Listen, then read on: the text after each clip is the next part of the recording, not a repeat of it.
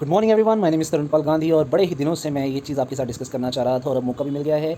Bullying से related मैं topic लेकर के आया हूँ आप लोगों के लिए, क्योंकि आप सब लोग जानते होंगे इस समय पर mental health and wellbeing week celebrate किया जा रहा है और आज के दिन बुलिंग से रिलेटेड ये लेक्चर आपके लिए मैं लेकर के आया हूँ। और इस लेक्चर के अंदर बहुत कुछ आपको जानने को मिलेगा कि क्या कारण होते हैं किसी को बुली करने के, कोई बच्चा कैसे एक बुली बनता है या उसको बुली किया जाता है, किस तरीके से हम आइडेंटिफाई कर सकते हैं ऐसे बच्चों को जो दूसरों को बुली करते हैं, और किस तरीके से जो स्कूल की एनवायरनमेंट है उस एनवायरनमेंट को हम सेफ रख सकते हैं हर एक बच्चे के लिए। वो सारी की सारी चीज़ें जो बुलिंग से रिलेटेड है, वो सारी की सारी चीज़ें आज डिस्कस करने वाले हैं हम इस वीडियो में। तो प्लीज़ वीडियो को अंत तक जरूर देखिएगा, बहुत कुछ जानने को मिलेगा आपको इस वीडियो में। सबसे पहले अगर डेफिनेशन की बात करें कि क्या है बुलिंग, तो बुलिंग को अगर हम डिफाइन करते हैं तो यहाँ पर क्लियर एंड स्पष्ट शब्दों में डेफिनेशन लिखी हुई है। The behaviour must be deliberate, unwanted and severe और pervasive. There must be a reasonable likelihood that one or more of the following effects will be evident. First is reasonable fear of harm to person or property. Second is substantial detrimental effect on physical or mental health of people, substantial interference with academic performance or ability to participate in or benefit from school services, activities or privileges. It means चाहे आप deliberately कर रहे हो,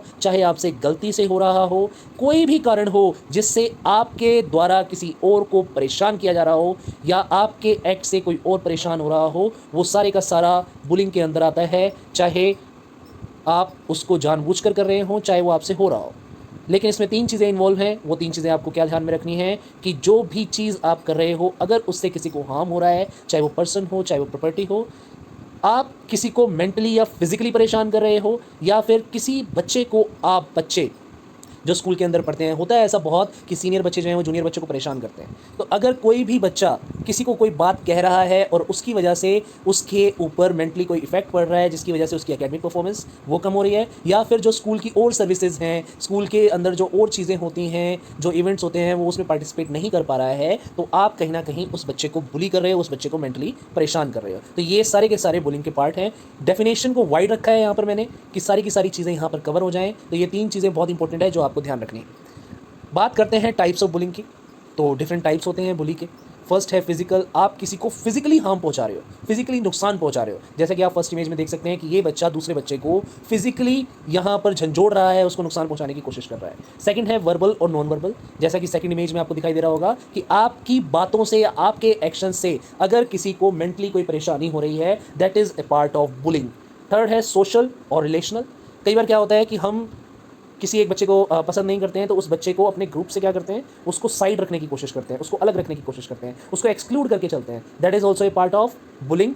and the fourth one is electronic, which is also called as cyber bullying. Cyber bullying पे मैं already बहुत सारे lectures ले चुका हूँ। इसमें मैटर क्या करता है, इन सारी की सारी चीज़ों में इंटेंशन मैटर करती है। आपकी इंटेंशन दूसरे को अगर हार्म पहुंचाने की है, अगर आपकी इंटेंशन नहीं भी है दूसरे को हार्म पहुंचाने की, लेकिन आपकी वजह से किसी को हार्म पहुंच रहा है, that will come under cyber bullying. Bullying आई। अब हॉलमार्क और साइबर बुलिंग की बात करें, साइबर बुलिंग क्या है एक्चुअल में, तो बड़े लंबे टाइम से आप लोगों को पता है कि लॉकडाउन चल रहा था, कोविड आया, कोविड-19 के बाद ऑनलाइन क्लासेस स्टार्ट हो गई। ऑनलाइन क्लासेस स्टार्ट होने के बाद लगातार हम टेक्नोलॉजी का इस्तेमाल कर रहे हैं और बहुत ज़्यादा लोगों ने टेक्नोलॉजी का बहुत ज़्यादा मात्रा में इस्तेमाल करना बड़े लंबे टाइम से शुरू कर दिया है। जब से इंडिया के अंदर जियो लॉन्च हुआ था, उसके बाद से तो एक सुनामी सी आ गई है। जो 1 महीने का हमें डेटा मिलता था 1 GB, अब हमें per day 1 GB, 1.5 GB, 2 GB, 3 GB plans के अकॉर्डिंग डेटा मिलता है और उस पर डे डेटा का हम यूज़ कर रहे हैं। इट मीन्स हम इंटरनेट का यूज़ कर रहे हैं। इंटरनेट का यूज़ बहुत ज़्यादा बढ़ गया है और वहाँ पर सोशल नेटवर्किंग साइट्स का भी उतना ज़्यादा यूज़ बढ़ गया है। तो सोशल मीडिया जो है एक ऐसा प्लेटफॉर्म है जहाँ पर बहुत सारे लोग एक साथ जुड़ते हैं, किसी ना किसी तरीके से कनेक्ट होते हैं, और वहाँ पर जब बहुत सारे लोग जुड़ गए हैं, वहाँ इस तरीके की प्रॉब्लम आना बहुत ही लाजमी है, क्योंकि एक इंसान दूसरे इंसान से बड़े ही आसानी से साइबर क्राइम के थ्रू, साइबर बुलिंग के थ्रू बदला ले सकता है। किसी के अगेंस्ट भी कोई भी टेक्स्ट बना दी जाती है आजकल। कोई भी आप देखते हो कि बहुत सारे नेता हैं या बहुत सारे फिल्म स्टार्स हैं, उनके अगेंस्ट बहुत ही भद्दे कमेंट लिख दिए जाते हैं, बहुत ही भद्दी पोस्ट कर दी जाती हैं, कोई भी मैसेजेस, कोई भी इमेज बना दी जाती है। जैसे कांग्रेस पार्टी के प्रवक्ता हैं राहुल गांधी जी, तो बहुत ही सीनियर एक लीडर हैं, उनको उनकी इमेज किसी एक जानवर की इमेज के साथ लगा दी जाती है। तो ये सब चीज़ें जो की जाती हैं उनकी रेपुटेशन को ख़राब करने के लिए, या किसी की भी रेपुटेशन को ख़राब करने के लिए, बच्चों के साथ भी ऐसा होता है और बहुत सारी चीज़ें ऐसी रियल में हो रही हैं, एक्चुअल में हो रही हैं। तो ये सारी की सारी चीज़ें जहाँ पर इमेजेस के साथ छेड़छाड़ की जाती है, किसी को इनअप्रोप्रिएट मैसेजेस भेजे जाते हैं, पिक्चर्स भेजी जाती हैं, टेक्स्ट भेजे जाते हैं, जो उनके लिए कहीं ना कहीं ऑब्जेक्शनेबल होती हैं, लीगली भी ऑब्जेक्शनेबल होती हैं और उनको मेंटली किसी तरीके से हार्म पहुंचा सकती हैं। उनको लगातार ऑनलाइन भद्दे कमेंट करना, उनको नीचा दिखाने की कोशिश करना, तो ये सारी की सारी चीज़ें आती हैं साइबर बुलिंग के अंतर्गत। तो साइबर बुलिंग आज के टाइम में एक बहुत बड़ा इशू है। क्योंकि इसमें जो एक्चुअली इंसान है वो एक फेक आईडी के पीछे छुपकर अपनी अंदर की सारी भड़ास निकाल देता है। वो जो करना चाहता है, सामने वाले को परेशान करना चाहता है, तो वो एक फेक आईडी का सहारा लेता है। इसलिए उसको आइडेंटिफाई करना भी यहाँ पर बहुत मुश्किल हो जाता है। और एक्चुअल में हम देख भी नहीं सकते कि वो जो मैसेज कर रहा है उसके पीछे क्या एक्सप्रेशन छुपा हुआ है। कई बार ऐसा मैसेज कर दिया जाता है जिसके पीछे 10 एक्सप्रेशन छुपे हुए हो सकते हैं, लेकिन जिसको मैसेज किया गया है वो अपने अकॉर्डिंग उसको जज कर लेता है, अपने अकॉर्डिंग उसका मीनिंग निकाल लेता है। और जब कंप्लेंट की जाती है तो सामने वाला कहता है कि मैंने तो इस सेंस में भेजा ही नहीं है मैसेज, मेरी सेंस तो बिल्कुल अलग थी भेजने की, इस व्यक्ति ने जिसको मैंने मैसेज भेजा है इसने गलत इंटरप्रेट किया है। तो वहाँ पर उसके अगेंस्ट कार्रवाई करना बहुत ज़्यादा मुश्किल हो जाता है। तो ये बहुत सारी प्रॉब्लम्स आती हैं इन केसेज ऑफ साइबर बुलिंग। इसमें सबसे बड़ा इशू जो है वो है सेक्सटिंग। सेक्सटिंग क्या है? Sexting is the sending of sexually explicit photos, images और मैसेजेस वाई इलेक्ट्रॉनिक डिवाइसेस। तो ये जो एक्टिविटी है ये बहुत ही बेकार एक्टिविटी है, ये अनलॉफुल एक्टिविटी है, जहां पर ऐसा कंटेंट, ऐसी इमेजेस शेयर की जाती हैं जो ऑब्जेक्शनेबल होती हैं, ऐसी इमेजेस जो और ऐसे मैसेजेस जो ऑब्जेक्शनेबल होते हैं, ये किसी को भेजना कहलाता है सेक्सटिंग। तो ये साइबर बुलिंग के टाइम में, साइबर बुलिंग में एक बहुत इंपॉर्टेंट चीज़ है जो मोस्टली लोग करते हैं, लोगों का ध्यान भटकाने के लिए, लोगों को परेशान करने के लिए। तो ये चीज़ अगर आप में से कोई बच्चा कर रहा है तो आप इसको छोड़ दो। अगर आप में से किसी के साथ हो रही है तो आप उसको रिपोर्ट करो। कहाँ रिपोर्ट करना है, कैसे उसको सॉर्ट आउट करना है, वो हम अभी आगे आने वाली स्लाइड्स में आपके साथ डिस्कस करेंगे। एक चीज़ जो आपको याद रखनी है कि जो इलेक्ट्रॉनिक कम्युनिकेशन है वो 3 तरीके की हो सकती है: पब्लिक, परमानेंट और ट्रेसिएबल। ट्रेसिएबल वो कम्युनिकेशन मोड है, इलेक्ट्रॉनिक कम्युनिकेशन मोड, जिसको ट्रेस किया जा सकता है। और अनट्रेसिएबल ऐसी एक फॉर्म है जिसको हम ट्रेस नहीं कर सकते। उसको ट्रेस करना बड़ा ही मुश्किल होता है, बहुत ज़्यादा कोशिशें करनी पड़ती हैं, उसका आईपी एड्रेस ढूंढना पड़ता है। और आजकल तो आईपी एड्रेस भी जंप करवा देते हैं जो हैकर्स हैं बड़े बड़े, उनके पास में इतनी ज़्यादा टेक्नोलॉजी एडवांसमेंट है कि वो अपना आईपी एड्रेस तक आपको शो नहीं होने देंगे। इवन तो अगर आप गूगल क्रोम यूज़ करते हो तो गूगल क्रोम में भी एक डार्क मोड होता है। आप उसके अंदर जाओगे इनकॉग्निटो टैब के अंदर, तो इनकॉग्निटो टैब के अंदर आप कुछ भी सर्च करोगे तो वहाँ पे आपका आईपी एड्रेस नहीं जाएगा। तो इस तरीके की चीज़ें आ गई हैं, टेक्नोलॉजिकल एडवांसमेंट आ गई है। और इन चीज़ों में जो चीज़ें ये आ गई हैं, इन चीज़ों से दूसरे लोगों को परेशान करना इलेक्ट्रॉनिकली बड़ा ही आसान हो गया है। क्योंकि टेक्नोलॉजी जितनी ज़्यादा एडवांस होती जा रही है उतना ज़्यादा उसका यूज़ तो हो रहा है, उसके साथ साथ उसका मिसयूज़ भी बढ़ता जा रहा है। आपको क्या ध्यान रखना है? आपको सोचना है कोई भी मैसेज आप करते हैं उससे पहले। थिंक, अगर हम सिंपल वर्ड्स में कहें तो ये जो थिंक वर्ड है इसको आप एलोबरेट करो, और इस वर्ड को अगर आप याद रखो तो आप बहुत सारी प्रॉब्लम से बच सकते हो। पहली चीज़, T stands for is it true. जो इन्फॉर्मेशन आपको भेजी जा रही है, जो चीज़ आपके साथ शेयर की जा रही है, वो क्या एक्चुअल में सही है। कई बार ऐसा होता है कि बहुत सारे मैसेजेस आते हैं, व्हाट्सएप यूनिवर्सिटी का नाम दिया गया है व्हाट्सएप के ऊपर, और हम उन मैसेजेस के ऊपर आंख बंद करके विश्वास कर लेते हैं। और बहुत सारे हेट मैसेजेस होते हैं एक पर्टिकुलर कम्युनिटी के अगेंस्ट, एक पर्टिकुलर रिलीजन के अगेंस्ट, एक पर्टिकुलर लैंग्वेज बोलने वालों के अगेंस्ट। तो बहुत ही जो हेट मैसेजेस क्रिएट किए जाते हैं वो हमारे व्हाट्सएप पे, सोशल मीडिया पे, अलग अलग जगहों पर, फेसबुक पर, ट्विटर पर, इन जगहों पर आते हैं। और वो हम उनको पढ़ते हैं, हम उनको पढ़ के बिलीव कर लेते हैं कि ये जो चीज़ पोस्ट की गई है ये एक्चुअल में सच है, लेकिन उसके पीछे की सच्चाई जानने की हम बिल्कुल कोशिश नहीं करते। तो पहली चीज़ आपको क्या करनी है, आपको जो भी इन्फॉर्मेशन आपके पास आती है, जो भी हेट इन्फॉर्मेशन आपके पास में आती है, उसको आपको ध्यान से देखना है। आपको उसकी ऑथेंटिसिटी चेक करनी है कि जो इन्फॉर्मेशन आपके पास आई है क्या वो ट्रू है। दूसरी चीज़ आपको ये देखनी है कि जो इन्फॉर्मेशन आपके पास आई है और आपको कहा गया है कि आप आगे फॉरवर्ड करो, और आप बिना देखे उसको आगे फॉरवर्ड कर रहे हो, क्या वो किसी के लिए हर्टफुल तो नहीं है, कहीं वो किसी को परेशान तो नहीं कर सकती, क्या वो किसी को मानसिक तौर पर या उसके दिमाग में इमोशनली उसको परेशान तो नहीं कर सकती। ये चीज़ आपको ध्यान रखनी है। जो इन्फॉर्मेशन आप किसी के साथ शेयर कर रहे हो, क्या वो इन्फॉर्मेशन लीगल है, इलीगल तो नहीं है, ये चीज़ आपको ध्यान में रखनी है। अगर कोई इन्फॉर्मेशन आपके पास में है तो सबसे पहली, सबसे इंपॉर्टेंट चीज़ इसमें क्या है जो आपको चेक करनी है कि क्या ज़रूरी है आपका वो इन्फॉर्मेशन आगे फॉरवर्ड करना, क्या ज़रूरी है कि आप उस इन्फॉर्मेशन को शेयर करो। और सबसे इंपॉर्टेंट क्या है, इज़ इट काइंड, कि जो इन्फॉर्मेशन आप शेयर कर रहे हो वो इन्फॉर्मेशन एक्चुअल में उस व्यक्ति के काम की है जिसके साथ वो इन्फॉर्मेशन शेयर की जा रही है। तो सोशल नेटवर्किंग साइट्स को यूज़ करते हुए आपको ये सारी की सारी चीज़ें ध्यान में रखनी है। ये सारी की सारी चीज़ें आप ध्यान में रखोगे तो आप काफ़ी हद तक बचे रहोगे बुलिंग से, और आपको भी कोई बुलिंग नहीं कर पाएगा। सबसे जो जानने वाली चीज़ है वो ये है कि बुलिंग जो है वो एक लर्न बिहेवियर है। ये बिहेवियर लोग सीखते हैं और बड़ी जल्दी सीख जाते हैं। लोगों के अंदर दूसरों को देख करके ये बिहेवियर बड़ी जल्दी आ जाता है। अलग अलग तरीके की पर्सनैलिटीज़ होती हैं, और जो अलग और यूनिक पर्सनैलिटी होती है वो दूसरों को अट्रैक्ट करती है। और जो बुलिंग करने वाले लोग होते हैं, बुली करने वाले लोग होते हैं, वो कहीं ना कहीं बहुत सारे लोगों को अट्रैक्टिव लगते हैं। वो नेगेटिविटी उनको अट्रैक्टिव लगती है और वो उस नेगेटिविटी के अंदर आकर के उस बिहेवियर को सीखने की कोशिश कर लेते हैं। लेकिन जो सारे के सारे बिहेवियर हैं वो सारे के सारे बुलिंग नहीं होते। There are basically 3 categories of behaviour. First is poor behaviour, second is bullying behaviour and the third is criminal behaviour. तो क्या क्या बिहेवियर है जो हम पुअर बिहेवियर के अंदर रख सकते हैं, क्या क्या बिहेवियर है जो हम बुलिंग के अंदर रख सकते हैं, और क्या क्या बिहेवियर्स हैं जो हम क्रिमिनल कैटेगरी के अंदर रख सकते हैं, वो इस पर्टिकुलर स्लाइड पे आपको दिख रहा होगा। पुअर बिहेवियर में अगर हम किसी के साथ रूड है, दैट इज पुअर बिहेवियर। लेकिन अगर हम वही रूडनेस को क्रुएलिटी में बदल देते हैं, हम ठीक है किसी से बात नहीं करना चाहते, ठीक है, लेकिन हम उसको बिल्कुल ही बर्बाद करने पे तुल जाएं, दैट इज क्रुएलिटी।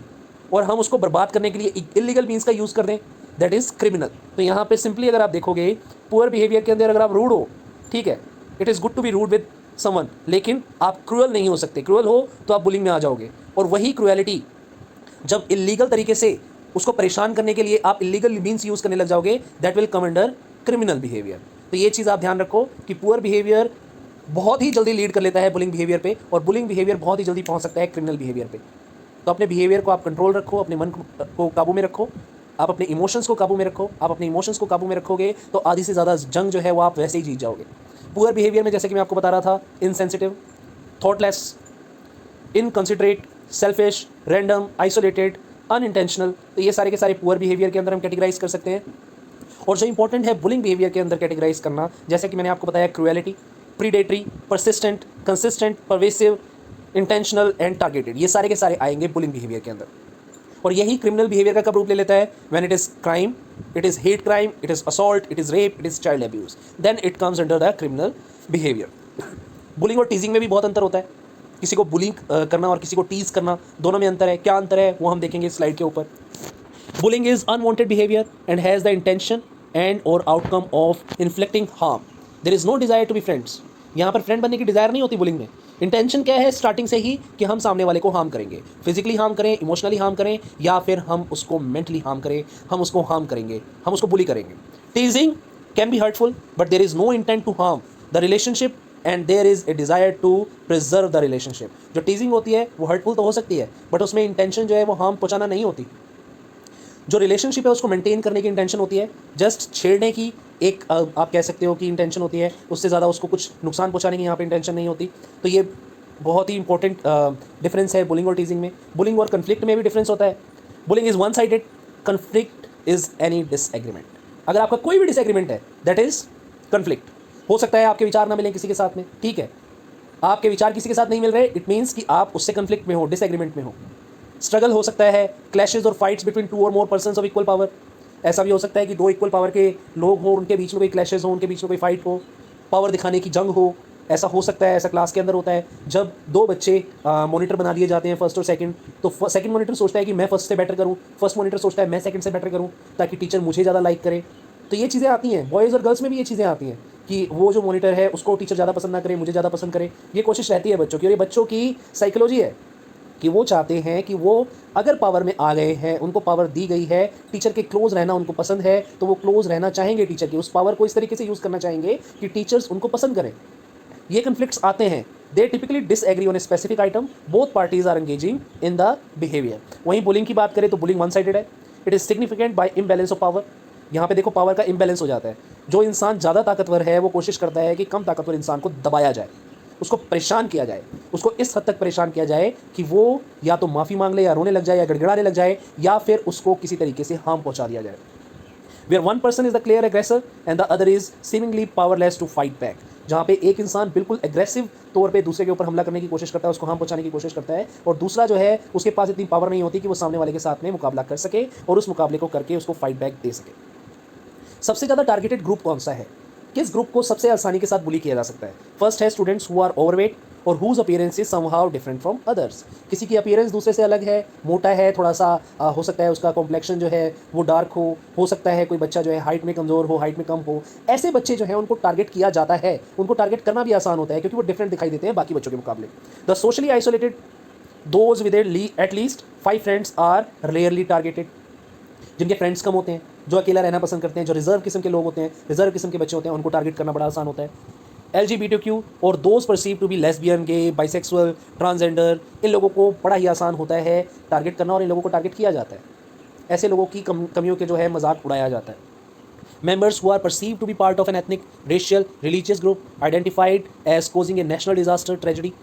तो ऐसे लोगों को भी परेशान किया जाता है। जैसे कि आपको 9/11 का पता होगा, 9/11 में क्या हुआ था कि जो वर्ल्ड ट्रेड ऑर्गेनाइजेशन थी उसके ऊपर 2 प्लेन्स जो थे उन्होंने टक्कर मारी। वर्ल्ड ट्रेड ऑर्गेनाइजेशन का जो सेंटर था, वर्ल्ड ट्रेड सेंटर, वो नीचे गिर गया, निस्तो नाबूद हो गया। उस समय पर जो यूएस लोग थे, यूएसए के लोग थे, अमेरिकन लोग थे, उन्होंने एक मेंटालिटी बना ली कि ऑल मुस्लिम्स आर टेररिस्ट। तो वहाँ पे फिर हर मुस्लिम को उस परेशानी का सामना करना पड़ा। तो ऐसी एक इमेज बन जाती है किसी पर्टिकुलर इंसान के करने पर कि ये तो पूरे का पूरा ग्रुप ही ऐसा है। तो वहाँ पर ये जो इस तरीके के ग्रुप्स होते हैं उनको टारगेट करना बड़ा आसान हो जाता है, जिनमें से किसी एक ने कोई गलत काम किया हो। Student with poor skills such as those with anxiety और सोशल ऑकवर्डनेस। तो जो बच्चे किसी तरीके से बीमार होते हैं उनको परेशान करना बड़ा आसान होता है। आपने कई मूवीज़ देखी होंगी, कई मूवीज़ में आपने देखा होगा कि जो बच्चा ठीक से चल नहीं पाता या पोलियो का शिकार है, किसी वजह से उसका कोई अंग भंग हो गया है, बेसिकली फिजिकली वो हैंडीकैप है, उसको परेशान करना बड़ा आसान होता है और लोग उसको परेशान ज़्यादा करते हैं। रिलीजन की बात करें तो recent increase in Islamophobia and swastikas are generic hate symbols. तो जो हिंदू ग्रुप है उसको नाम दिया गया है स्वास्तिकाज। इसके अगेंस्ट एक हेट ग्रुप बना लिया गया है कि यार ये तो टेररिस्ट हैं, हिंदू टेररिस्ट हैं। एक दूसरा ग्रुप है जो इस्लामाफोबिया मानता है कि इस्लाम के मानने वाले जो लोग हैं वो सारे के सारे टेररिस्ट हैं। तो इस तरीके से ग्रुप्स बना लिए जाते हैं और फिर उन ग्रुप्स के साथ बुली किया जाता है। एक अपने मन के अंदर ग्रुप बना लिया कि ये इंसान तो जो है इसको हम परेशान बड़ी आसानी से कर सकते हैं, तो उस इंसान को परेशान करने की कोशिश की जाती है, सोशली उनको एक्सक्लूड कर दिया जाता है। Bullying based on protected category is biased motivated harassment discrimination. तो किन किन बेसिस पे बेसिकली किया जाता है बुली? तो ये बेसिस लिखे हुए हैं, कलर के बेस पे, सेक्स के बेस पे, रेस के बेस पे, एथनिसिटी के बेस पे, नेशनल ओरिजिन के बेस पे, मेंटल फिजिकल डिसेबिलिटी के बेस पे, रिलीजन के बेसिस पे, सेक्सुअल ओरिएंटेशन के बेसिस पे, जेंडर आइडेंटिटी एक्सप्रेशन के बेसिस पे और इमिग्रेशन स्टेटस के बेसिस पे। आज भी अगर इंडिया के अंदर हम देखें तो 1947 के अंदर हमारा देश आज़ाद हुआ था। उस समय पर 2 पार्ट में डिवाइड हो गया था हमारा देश, एक पाकिस्तान और एक हिंदुस्तान। तो पाकिस्तान से बहुत सारे लोग हिंदुस्तान की तरफ आए थे और हिंदुस्तान से बहुत सारे लोग पाकिस्तान की तरफ चले गए थे। इन लोगों को कहा जाता है रिफ्यूजीज़। और आज भी अगर आप देखें तो हरियाणा, राजस्थान जैसे स्टेट्स जो हैं वहाँ पर ऐसे लोग जो उस समय पर पार्टीशन के टाइम वहाँ से पंजाब के उस तरफ से इधर आए थे, उन लोगों को आज भी रेफ्यूजीज़ कहकर चिढ़ाया जाता है, परेशान किया जाता है। यहाँ मैं किसी पर्टिकुलर स्टेट का नाम नहीं ले रहा हूँ, ऐसा किया जाता है कुछ पर्टिकुलर लोगों के द्वारा जिनकी मेंटालिटी ख़राब है। मैं ये नहीं कह रहा कि स्टेट ख़राब है, पूरे स्टेट के लोग ऐसे हैं। उन स्टेट्स में कुछ लोग ऐसे हैं जिनकी मेंटेलिटी ख़राब है और ऐसे लोगों को आज भी वो रिफ्यूजीज़ का स्टेटस देते हैं और उनको उसी नज़र से देखते हैं और सोचते हैं कि ऐसे लोगों को हम दबा करके रखें क्योंकि ये वहाँ से खाली हाथ आए थे और यहाँ पर आकर के इन्होंने कमाना स्टार्ट कर दिया। तो ऐसे लोगों को परेशान किया जाता है। कभी कभी बहुत सारे क्राइसिस आते हैं, जैसे कि अभी रिसेंटली कोविड आया। कोविड-19 आप सब लोग जानते हो किस तरीके से लॉकडाउन पूरे देश के अंदर हुआ, सारी की सारी चीज़ें बंद हो गई। अकेले अमेरिका में 3 अगस्त 2020 को 1,58,000 जो लोग हैं वो मारे गए थे। किस चीज़ से? सिर्फ कोविड-19 से। और ओवर 4.8 मिलियन हैव बिकम इल। अकेले सिर्फ 3 अगस्त का यहाँ पर डेटा है यूएस का, जब कोरोना वायरस पेंडेमिक ने हिट किया था पूरे वर्ल्ड को, पूरे ग्लोब को। उस समय पर अकेले एक दिन के अंदर 1,58,000 लोग जो हैं वो मारे गए थे कोविड-19 की वजह से और 4.8 मिलियन लोग जो है उसकी वजह से बीमार हो गए थे। इकोनॉमीज़ जो है पूरे तरीके से कोलैप्स हुई हैं, लोगों के काम धंधे बंद हो गए क्योंकि लोग जो है घर से बाहर नहीं निकल पा रहे थे, या तो जान या फिर काम। ये एक चीज़ उस समय पर चल रही थी, या तो आप कमा ही सकते हो या तो आप अपनी जान गंवा सकते हो। तो उस समय पर बहुत ही प्रॉब्लम्स आई, काफ़ी लोगों ने अपनी जॉब्स खो दी। इंडिया के अंदर, अमेरिका के अंदर बहुत सारी बड़ी बड़ी कंट्रीज़ हैं जहाँ पर बहुत सारी कंपनीज़ जो हैं, बहुत सारी फैक्ट्रीज़ जो हैं वो बंद हो गई, लोगों को अपनी जॉब्स जो हैं वो खोनी पड़ी। बहुत सारा लाइफ का नुकसान हुआ, इनकम का नुकसान हुआ, सिक्योरिटी का नुकसान हुआ और बहुत ही बड़े लेवल पे लोग इससे परेशान हुए। तो यहाँ पर देखो एक रिपोर्ट है, report of anti Asian assaults, harassment and hate crime. ये उस समय पर राइज़ हुए बहुत ज़्यादा। ये सारे के सारे क्राइम्स जो हैं जो दूसरे एथनिक ग्रुप्स हैं या दूसरी कंट्री के लोग हैं उनको बोला गया कि तुम भागो यहाँ से। लाइक चाइना का अगर हम एग्जांपल लें तो कहा जाता है कि चाइना के अंदर से शुरुआत हुई कोविड-19 की, तो चाइनीज़ लोगों को बड़ी ही बुरी नज़र से देखा जाने लगा। हर कंट्री वाले ये चाहते थे कि चाइनीज़ लोगों को भगा दिया जाए यहाँ से, कि यही जो जिम्मेदार हैं कोविड-19 के। और ऐसी चीज़ें हुई भुखमरी की वजह से उस समय पर अलग अलग देशों में, जो छोटे देश थे जहाँ पर जो डेवलप्ड कंट्रीज़ नहीं हैं, डेवलपिंग कंट्रीज़ हैं, वहाँ पर इतना ज़्यादा रिसेशन आ गया, इतना ज़्यादा पैसे की कमी आ गई, इतने ज़्यादा काम धंधे बंद हो गए कि लोग सोचते थे कि पहले हमारी कंट्री वालों का पेट भरे, दूसरी कंट्री वाले भी बैठे हुए हैं यहाँ पर आकर के, क्यों ना इनको भगाया जाए यहाँ से, पहले हम अपना पेट भरें कि इनका पेट भरे। तो इस तरीके की भावनाएं लोगों के मन में आने लगी और उस वजह से बहुत ज़्यादा हेट क्राइम्स जो हैं वो बढ़ गए ड्यूरिंग कोविड-19। तो कोविड-19 corona virus continues to expose anti Asian bigotry, how to stop it. तो ये देखो कि ये जो रिपोर्ट है इसमें एंटी एशियन बाइगोट्री एक क्रिएट हुई, एशिया के लोगों को बहुत ज़्यादा परेशान किया जाने लगा। लेकिन जो इंपॉर्टेंट चीज़ है जो हमें याद रखनी चाहिए सभी को, कि वायरस की कोई नेशनैलिटी नहीं होती। वायरस ने हर नेशनैलिटी के इंसान को परेशान किया। कोविड की वजह से हर एक देश का व्यक्ति परेशान हुआ, हर एक देश का व्यक्ति जो है उससे प्रभावित हुआ। तो यहाँ पर ये चीज़ हमें ध्यान रखनी चाहिए कि नेशनैलिटी कोविड की कोई नहीं होती। तो यहाँ पे देखो कुछ एग्जांपल्स दिए हुए हैं। आई ऑज the man on the bus to put on a mask, he said that corona virus was because of me and that it was my fault, he threatened to hit me and spit in my face. तो यहाँ पे देखो किस तरीके की हरकतें लोगों ने की। यहाँ पर एक बंदे ने बस का जो है बस ड्राइवर जो था उसको बोला कि यार प्लीज़ मास्क लगा लो, आप मास्क नहीं लगाओगे तो हो सकता है आपको कोविड हो तो हमको हो जाए, या हो सकता है हमें कोविड हो और आपको हो जाए, तो mask is for your security, it is for your safety, तो आप प्लीज़ मास्क लगा लो। तो उसने क्या कहा जवाब में कि जो कोविड हुआ है ना मेरी वजह से हुआ है, मैं हूँ जिम्मेदार कोविड के लिए, ले तेरे ऊपर भी थूकता हूँ, ले तुझे भी कोविड हो जाए। तो इस तरीके की हरकतें हुई, बहुत जगह पर हुई। एक और यहाँ पे एग्जांपल है, I was at store and two women walk by, one of them clearly and loudly imitating Asian speech ching ching chang chong. तो देखो जो एशियन लोग थे उनके साथ इस तरीके की हरकतें करना शुरू कर दिया। हमारी कंट्री में भी जो 7 स्टेट्स हैं नॉर्थ ईस्टर्न स्टेट्स, वहाँ पर भी बहुत ही सिमिलर लगने वाले लोग, अगर हुलिये से देखें तो चाइना के अंदर जो लोग रहते हैं उनके बहुत सिमिलर दिखने वाले लोग रहते हैं। वो इंडियंस हैं, वो हमारे देश के नागरिक हैं, वो चाइनीज़ नहीं हैं। लेकिन ऐसे लोगों के साथ में इस तरीके के हेट ग्रुप्स जो क्रिएट हो गए, उसकी वजह से ऐसे लोगों को भी परेशान किया गया और बहुत ज़्यादा गंदे लेवल पर परेशान किया गया। एक और चीज़ देखो, यहाँ पर एक और स्टेटमेंट है, there was a sign outside of a local business advertisement, a sale on their ice cream calling it the China virus special. तो देखो यहाँ पे चाइना वायरस स्पेशल एक आइसक्रीम निकाल दी, लोकल बिजनेस जो था उसने एडवर्टाइज़ किया हुआ था यहाँ पर अपनी आइसक्रीम के ऊपर कि चाइना वायरस स्पेशल आइसक्रीम है ये। देखो एक और यहाँ पे कमेंट है, they replied oh right the virus you dash dash dash started, I responded by telling them to leave and that the police would be called, they walked away while shouting racial slurs and death threats. तो देखो यहाँ पे एक इंसान के साथ ऐसा भी हुआ, उसके साथ इस तरीके की बदतमीजी हुई कि उसको बोला गया कि तुमने वायरस फैलाया है, और जब उसने उस चीज़ को बोला, उस चीज़ के अगेंस्ट बोला, तो उसको वहाँ पे थ्रेटन किया गया और उसके बाद वहाँ से वो छोड़ करके उस एरिया को चले गए। तो ये जो चीज़ें हुई, ये चीज़ें नहीं होनी चाहिए, इन चीज़ों को हमें स्टॉप करना चाहिए। सारी की सारी चीज़ें लीड करती है किसको, बुलिंग के ऊपर, बुलिंग को लीड करती हैं। और ये चीज़ें हम अगर इनको अवॉइड नहीं करेंगे, इन चीज़ों को एलिमिनेट नहीं करेंगे, तो ये चीज़ें बहुत ज़्यादा भारी पड़ने वाली हैं हमारी सोसाइटी की शांति के लिए।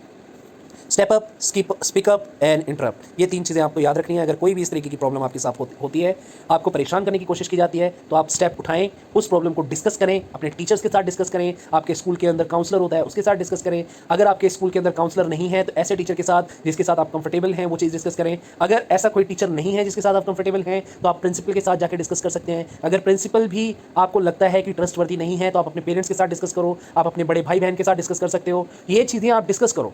इन चीज़ों को डिस्कस करके आप जो आपके साथ गलत चीज़ हो रही है आप उसको वहीं पर रोकने की कोशिश करो, क्योंकि आज आपके साथ गलत हो रहा है, कल हो सकता है किसी और के साथ भी गलत हो। तो आपको ये करना पड़ेगा, आपको इंटरवीन करना पड़ेगा, आपको बुलिंग को रोकना पड़ेगा। किस तरीके से रोकना पड़ेगा? Communicate effectively, non verbally, maintain control of your emotions, अपने इमोशंस पे कंट्रोल रखो, कम्युनिकेट करो, जो भी प्रॉब्लम्स आपके साथ है उनको बताओ, डी एस्केलेट द डिस्कशन, जो भी डिस्कशन इस तरीके का हो रहा है जो आपको परेशान कर रहा है उस डिस्कशन से आप दूर हो जाओ, ऐसे लोगों को अवॉइड करो जो आपको परेशान करने की कोशिश कर रहे हैं।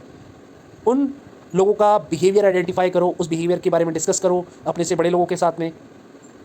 थोड़ा सा कोशिश करो कि ये जो डिस्कशन आप बड़े लोगों के साथ में कर रहे हो उनको बोलो कि वो सॉल्यूशन फाइंड आउट करें, सीधा जाकर के सामने वाले को सज़ा ना दें। सज़ा देने से क्या होगा, उसके अंदर और ज़्यादा एंगर जो है वो डेवलप होगा, और ज़्यादा गुस्सा आएगा उसको, और ज़्यादा गुस्सा आने की वजह से वो सोचेगा कि आपको और ज़्यादा परेशान किया जाए। अल्टरनेटिव बिहेवियर्स आइडेंटिफाई करो, follow up with the target. तो यहाँ पर फॉलो अप करना बहुत ज़रूरी है। ये स्टेप्स हैं जो आप यहाँ पर फॉलो कर सकते हो। इन्वेस्टिगेट करोगे, इंटरवीन करोगे, मॉनिटर करोगे और उसको रिजॉल्व करोगे। ये टीचर्स के लिए है स्पेशली, ये काउंसलर्स के लिए है, ये पेरेंट्स के लिए है कि आप अगर आपके बच्चे के साथ ऐसा हो रहा है तो आपको क्या करना चाहिए। तो यहाँ पर सबसे पहला स्टेप आपको क्या करना है, जो भी एलिगेशन, जो भी डिस्कशन आपके साथ किया गया है उसको आप नोट डाउन करो। जो भी प्रॉब्लम आपको बताई गई है आपके बच्चे के द्वारा, उस प्रॉब्लम को पहले आप नोट डाउन करो, फिर फाइंड आउट करने की कोशिश करो कि ये एक्चुअल में किसने किया और क्या ये एक्चुअल में बुलिंग था या फिर नॉर्मली ऐसे ही कह दिया गया और सामने वाले बच्चे को वो दूसरी सेंस में लगा और वो उसको बुलिंग की सेंस में लेकर के चला गया। तो सेकंड स्टेप है इन्वेस्टिगेट। सबसे पहले क्या है, डॉक्यूमेंट करो, आप उसको लिखो, फिर उसके बाद इन्वेस्टिगेट करो। उसके बाद जो आपने इंटरवेंशन ली, आपने वहाँ पर इंटरवीन किया, आपने एक मिडल मैन की भूमिका निभाई, उसको आप नोट डाउन करो कि आपने एज ए, आप कह सकते हो एज ए इंटरवीनर आपने क्या किया, वो आप यहाँ पर मेंशन करो। उसके बाद आप मॉनिटर करो कि जो आपने इंटरवीन किया, जो आपने कोशिश की सॉर्ट आउट करने की, क्या वो सॉर्ट आउट हो गया। उसको आप रेगुलर इंटरवल्स पर देखते रहो, क्योंकि बच्चों का बिहेवियर इतने ईजिली आप बदल नहीं सकते, आपको उसको टाइम देना पड़ेगा। आप धीरे धीरे लगातार उनसे कॉन्टैक्ट में रहो, उनसे बातचीत करते रहो, उनसे बातचीत करते हुए उनको लगातार मॉनिटर करते रहो कि एक्चुअल में जो प्रॉब्लम थी, जो आपने रिजॉल्व करने की कोशिश की थी, क्या वो रिजॉल्व हुई है। उसके बाद में रिजॉल्व करो और सीक्रेट कोड होना चाहिए, सीक्रेट प्रॉब्लम होनी चाहिए, वो प्रॉब्लम जो आपके बच्चे ने आपके साथ डिस्कस की है, as being a student, as being a आप कह सकते हो सन और डॉटर, जो भी प्रॉब्लम बच्चे ने आपके साथ डिस्कस की है, कोशिश आपकी ये रहे कि वो प्रॉब्लम आप किसी के सामने डिस्क्लोज मत करो। गाइडेंस का, काउंसलिंग का पहला रूल है कि अगर किसी भी इंसान ने आकर के आपके साथ अपनी प्रॉब्लम शेयर की है तो आप उस प्रॉब्लम को किसी और के साथ डिस्कस नहीं करोगे, उस प्रॉब्लम को अपने पास तक रखो और उसको सॉर्ट आउट करने की कोशिश करो। और विद इन 60 डेज लगातार इसको आप मॉनिटर करो, विद इन 60 डेज आप पाओगे कि वो जो प्रॉब्लम थी वो सॉर्ट आउट हो चुकी है। देखो यहां पर किस तरीके से सपोर्ट किया जा सकता है उस बच्चे को जो दूसरे को बुली करता है। सबसे पहले आप फाइंड आउट करने की कोशिश करो कि वो बुली क्यों कर रहा है। क्या वो अटेंशन तो नहीं चाहता, क्या वो रिकॉग्निशन तो नहीं चाहता, क्या उसको हमने एक्सक्लूड तो नहीं किया हुआ, कहीं वो ये तो नहीं चाहता कि मुझे एक्सक्लूड किया हुआ है, मुझे भी इंक्लूड किया जाए, मुझे भी साथ में जोड़ा जाए। तो ये सारी की सारी चीज़ें हमें पहले फाइंड आउट करनी पड़ेंगी। और एक्चुअल में सबसे पहले उसको ये देखना पड़ेगा कि क्या वो इंपल्सिव तो नहीं है, छोटी छोटी बातों पे गुस्सा तो नहीं हो जाता। ये सारी की सारी चीज़ें उस व्यक्ति के बिहेवियर के बारे में हमें आइडेंटिफाई करनी पड़ेगी। उसके बाद आप क्या कर सकते हैं, help the child develop empathy for others. उसके अंदर एम्पैथी दूसरे लोगों के लिए आप डेवलप कर सकते हो। Help them consider the outcome of their actions. उनको बताओ कि उनकी जो एक्शंस हैं उसकी आउटकम क्या होगी, उसकी वजह से सामने वाले को क्या क्या नुकसान पहुंचेगा, उसको बताओ, उसको समझाओ। कहीं ना कहीं उसके अंदर भी एक सॉफ्ट बच्चा होगा, एक अच्छा बच्चा होगा। तो जब आप उसको ये चीज़ें समझाओगे तो उसके बाद वो ज़रूर उसको कंसिडर करेगा। उसको कंसिडर करने के बाद में वो ज़रूर उसको समझेगा और हो सकता है उसका बिहेवियर सिर्फ डिस्कशन से ही आप चेंज कर पाओ। Help them explore ways to be positive leader. उनको बताओ कि किस तरीके से वो पॉजिटिवली इंक्लूड हो सकते हैं, पॉजिटिवली लोगों के साथ में रह सकते हैं। Show them how to be kind. उनको ये बताओ कि किस तरीके से वो लोगों के साथ में अच्छे से बिहेव कर सकते हैं, अच्छे से रह सकते हैं। और सोशल इमोशनल लर्निंग उनके साथ डिस्कस करो। Help them understand it, could it have been a misunderstanding और was it really malicious in intent. तो उनको ये फाइंड आउट करने की कोशिश करो, ये बताओ, ये देखो कि क्या ये मिसअंडरस्टैंडिंग तो नहीं है जिसकी वजह से वो दूसरे को बुली कर रहा है। Help them explore ways to handle the situation.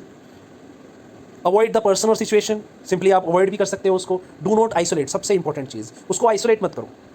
उसका जो बच्चा है उसके साथ में, जिसके साथ में बुली हो रहा है, जिसको टारगेट किया जा रहा है, ये सारी के सारे पॉइंट्स उसके बारे में, उसको आप किस तरीके से हेल्प कर सकते हो, उसकी किस तरीके से हेल्प कर सकते हो। तो सबसे पहले उसको बताओ कि किस तरीके से वो सिचुएशन को हैंडल कर सकता है। उसको बताओ कि वो जो पर्सन है जो उसको बुली कर रहा है उसको अवॉइड करो, उस सिचुएशन को अवॉइड करो ताकि आप बुली ना हो। आइसोलेट नहीं होना है, ये आपको बच्चे को सिखाना है कि बेटा आपको आइसोलेट नहीं होना है, आपको अपने फ्रेंड्स के साथ टाइम स्पेंड करना है, कोशिश करनी है कि लोगों के साथ जुड़े रहो। आप आइसोलेट हो जाओगे तो आप जिस चीज़ से परेशान हो वो चीज़ आपको डिप्रेशन तक ले जाएगी। Try to understand the person who is bullying. उनको बोलो कि पहले आप भी कोशिश करो उस पर्सन को अंडरस्टैंड करने की जो आपको परेशान कर रहा है, जो आपको बुली कर रहा है। Be strong, be proud, resiliency is the best defence. आपको बेटा ये सोचने की जरूरत नहीं है कि आप जो है आपके अंदर कोई कमी है, आपके अंदर कोई कमी नहीं है, कमी उस व्यक्ति के अंदर है जो आपको बुली कर रहा है। तो आपको ये ध्यान में रखना है कि आपको स्ट्रांग रहना है, अपने ऊपर आपको विश्वास रखना है, अपने ऊपर आपको प्राउड रहना चाहिए कि आपके अंदर कोई कमी नहीं है। एड्रेस सोशल इमोशनल लर्निंग, ये आप एड्रेस कर सकते हो।